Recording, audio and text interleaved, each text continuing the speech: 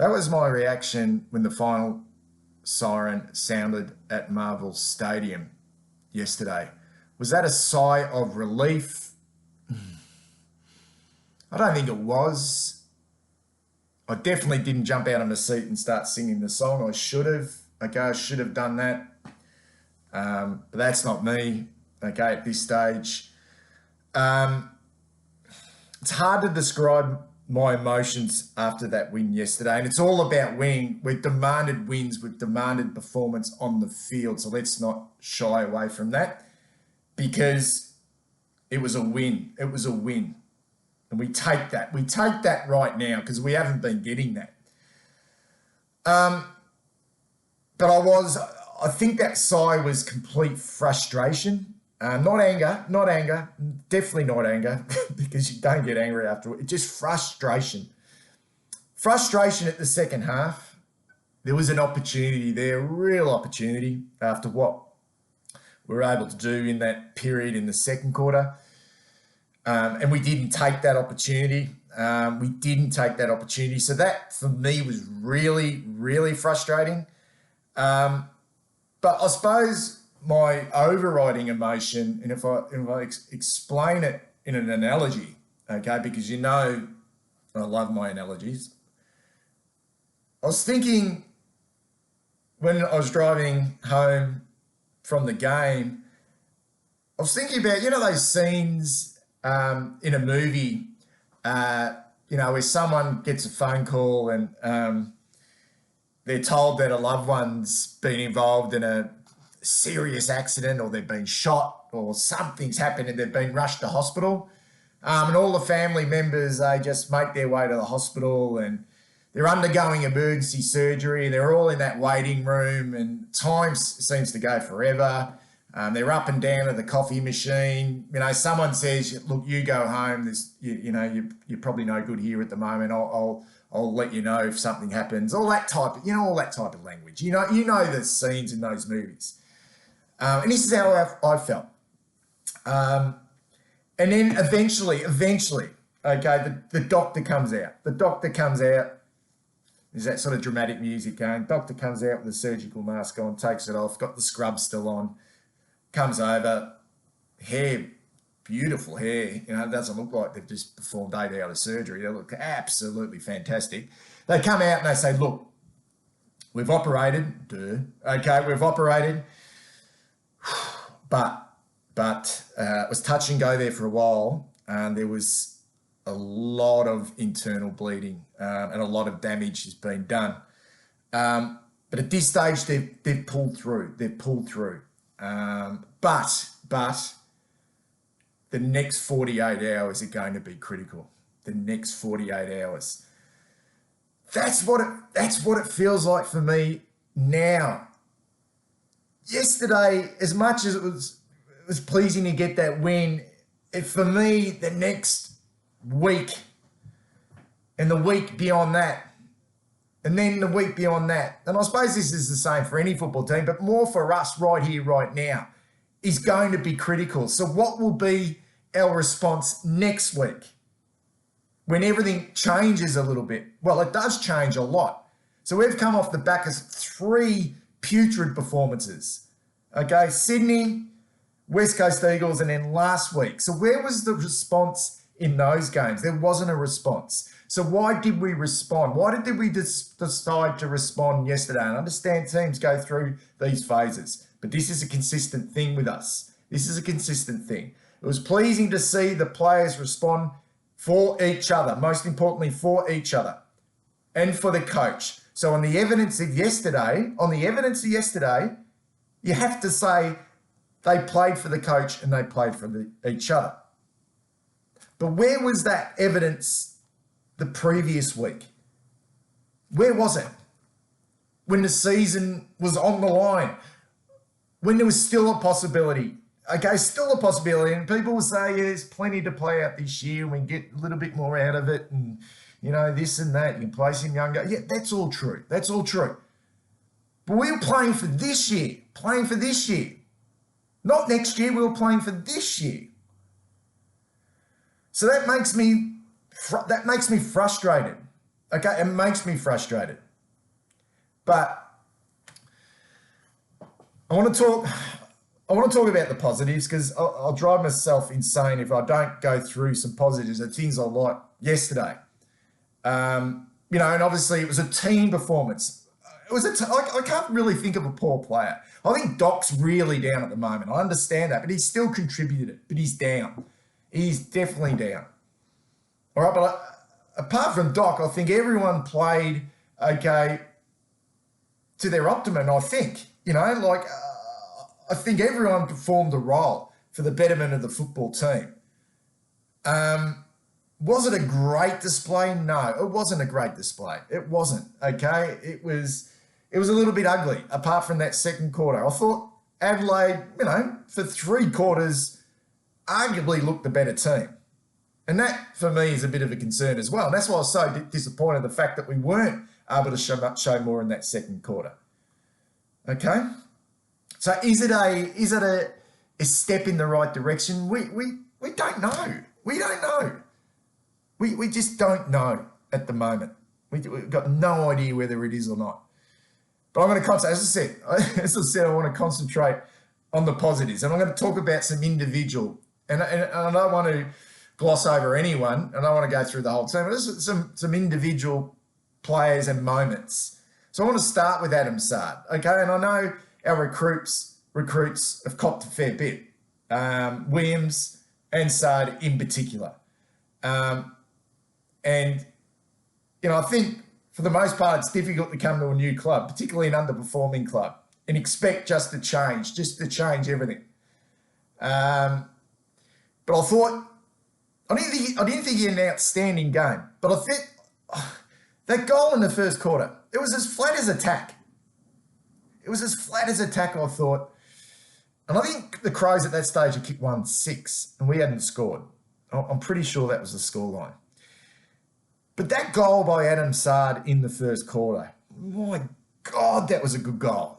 I mean, we talk about Patrick Cripps' goal in the second quarter, but that goal by Adam Sard in the first quarter, at that moment, when we needed a spark, because without that spark from Adam Sard, and he is one player who has the ability to do that and to provide a spark, you need those players.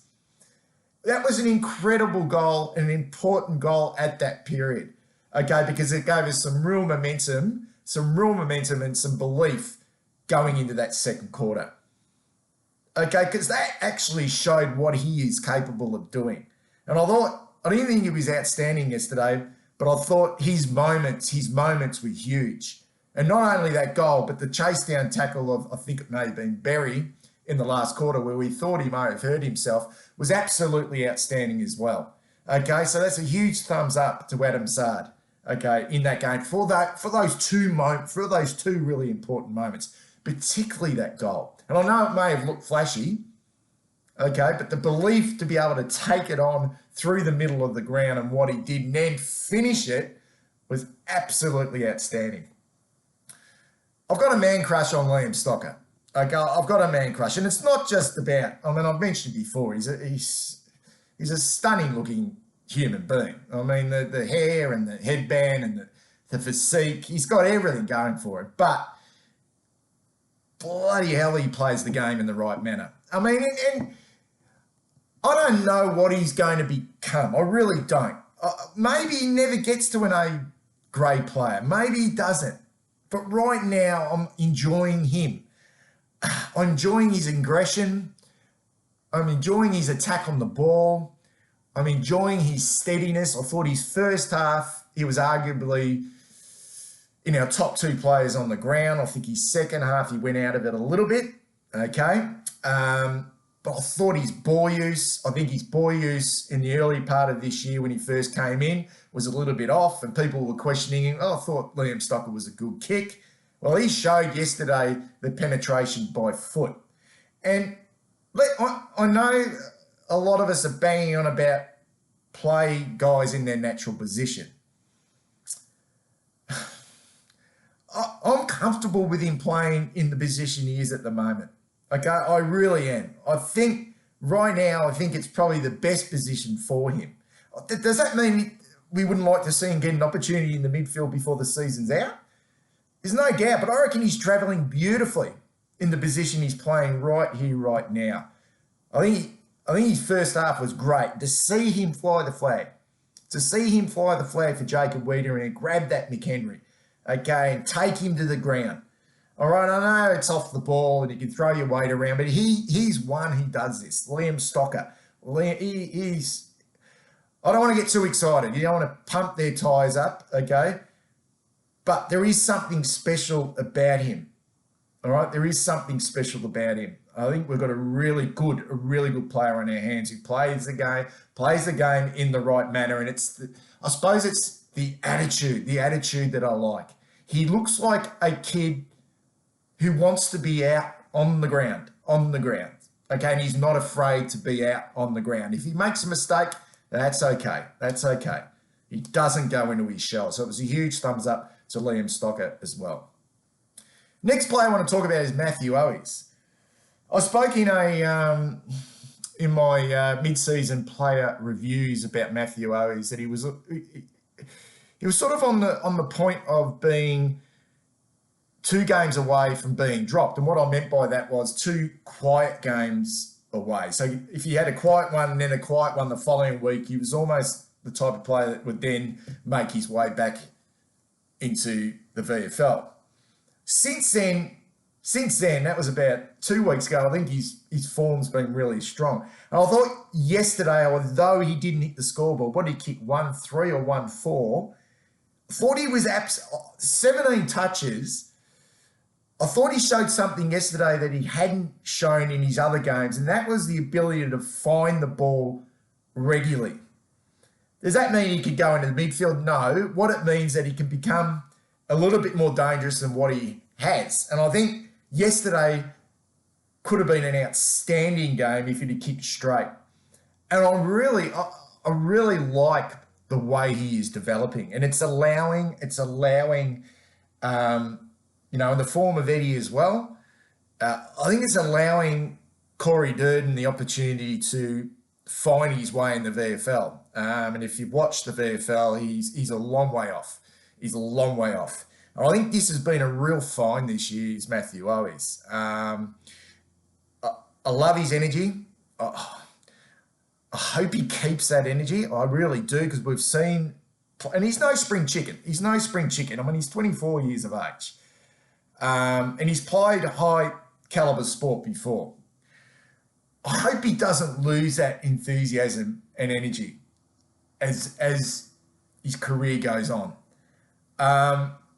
But I've just loved everything about him since he's come in. I thought yesterday he was really good. He was really good again. I think he's been outstanding. The expectations of him going into the season, we didn't have much at all.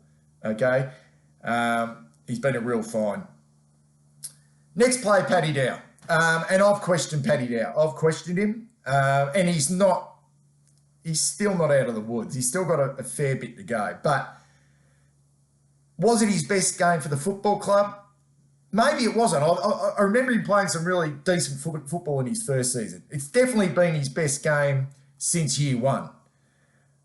9 score involvements.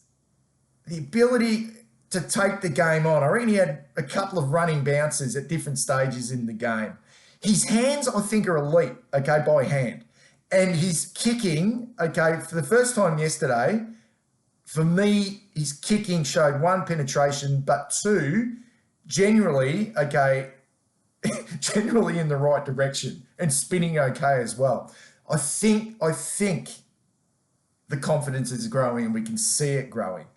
And he's strong. He's a strong kid through the hips. He's still got a bit to go with the tackling, but he definitely looks engaged and he definitely looks happy, okay? And I think I had him in my top 5 players for us yesterday, Paddy Dow, just because of his impact. And I think Paddy Dow's more of an impact player than an accumulator. I honestly think, and I've always said that. I think Paddy Dow can be more damaging with 20-odd disposals than 30-odd, although you'd love to see him win more of the ball. But I think he can play in bursts. And and I'm pretty sure he may have been running with Laird at sometimes yesterday. I know Laird had a lot of the ball, but it's a really good learning opportunity for Paddy Dow to get those midfield minutes and to get centre bounces, because we know one of his strengths is his clearance work. And speaking of centre bounces, and speaking in the middle of the ground and the stoppages, I want to mention Tom De Koning, because I didn't think it was a great game, and I think he probably lowered his colours to Riley O'Brien. I'd have to go through. I didn't really look at the stats after the game. I think to me, he looked like he got his hands on the ball, okay? Probably a little bit more in the hit-outs than O'Brien, but around the ground, maybe O'Brien was a little bit more effective. But I think this is set up beautifully for Tom De Koning moving forward. And I liked his game yesterday. I didn't think it was great by any stretch, but I liked it. Probably because I saw him get those opportunities. You know what? He's going to have to learn now. He's going to have to learn in the last 9 games. Whether we decide to bring Levi back, whether we go with, what was it, Jack Silvani at some stage, it was okay. Cripper at some stage. I don't necessarily think bringing Levi Casbolt is going to stop Tito Kay getting the lion's share of the ruck work. And that's what he needs. That's what he needs right now. And he's going to have some performances before the end of the year where he's going to be a little bit down. He may get a little bit tired. But at the same time, the last 8 games are going to be huge for him if he can keep his body right. And I think that was a big plus for me to see him jumping well and getting his hands dirty. He just needs now to grow in confidence and to start to win the ball around the ground, because we know he can do that. We know he can follow up. Liam Jones, I mean, what can you say? I mean, I know Wiedering probably had more of the ball, but Jones's effort's today. I mean, when he plays like that, and I know, for me, Liam Jones, right, he just, I mean, I love him. But when he plays like that with the confidence, and I know he was playing on a kid, but that's a big kid. Playing for the Crows. He's a huge boy and been in ripping form. And Jones taught him a football lesson, took him to the absolute cleaners. The spoil in that last quarter, wow. The way he throws his body around, sure, he loses his feet sometimes, the way he launches at the ball. You talk about courage. Courage is keeping your eye on the ball when it's in flight and taking those marks and not taking your eye off it. He was superb yesterday, Liam Jones. He was superb. And if it hadn't have been for Sam Walsh, who is just incredible, and for Sam Walsh to say after the game, and I trust what Sam Walsh has got to say, because he does it himself. He gave the Crows credit and said they're a hard-running football team, which they are. Okay, which that was a positive for us, that we did, I suppose, stand up, okay, and got the 4 points against a very hard-running football team. But for Sam Walsh to run 17 Ks and have 38 disposals, I mean, I think I looked at Ben Keys standing the mark once where Walsh didn't stop running. He just didn't stop running. He just kept running and leading running until he got the ball. And then I saw Ben Keys, who is a fit man, on his hands are on his knees, and he was absolutely exhausted. He was sort of looking at Walsh going, he would have been saying, what the fuck? This kid's a machine. Like, that's what it felt like to me. And if it hadn't have been for his game, Jones would have been the best player on the ground for mine. But, I mean, Walsh, the only thing with Sam is I'd love for him when he gets within vicinity of the goal to have a ping. And that's not being selfish. I think there's a couple of times there where he's so unselfish and he wants to give the ball off. There was this time in the last quarter where I think he screwed the ball around his body to Lockie Fogarty, I think it was. Wasn't the greatest decision. I mean, Walsh had an opportunity to kick a running goal from 45, kick the ball around the body to Fogarty. He's not a great kick anyway from the set shot. He kicked it behind. I just want him to be a little bit more unselfish, but you can't take the team player out of him, and that's one of his greatest traits. And I can't go past those 3 goals in the second quarter. We haven't had much to cheer about. We haven't had much to cheer about for a long time at the footy. And I was out of my seat. And I nearly dislocated a shoulder. I was that excited. And I screamed that loud. I said to my mum about 10 minutes after I screamed, because my throat was sore. It was actually a sharp pain in my throat. I said, Mum, I think I've sort of ripped or burst something in my throat. It's killing me. I was that excited with that 3 goals. I know what did we kick in that second quarter? We kicked 8. But we kicked those 3 goals in succession. I think the first one was Dow. It was just great to see him do that, to give him that confidence, particularly from that distance and the question marks relating to his kicking, and to see his excitement. Obviously, the Cripps' one is going to be spoken about, but his reaction, and Zach Williams, to float down from half-back to work, and the reaction. Okay, we haven't seen that type of reaction this year, we probably have, but that real passion. And when I see that real passion, it excites me, because I think they're playing for this. They're playing for the jumper. And when I see that excitement, okay, and they're playing for each other as well, and it means something to them. It actually means something to them. That's about it for this review. I'll be back for the preview. We've got no idea. We've got no idea what's going to happen this week with Fremantle. We're supposed to be playing them over there at Optus Stadium. That's what we're supposed to be doing. That's all up in the air at the moment. And you know what? Our record against Fremantle at Optus is been okay.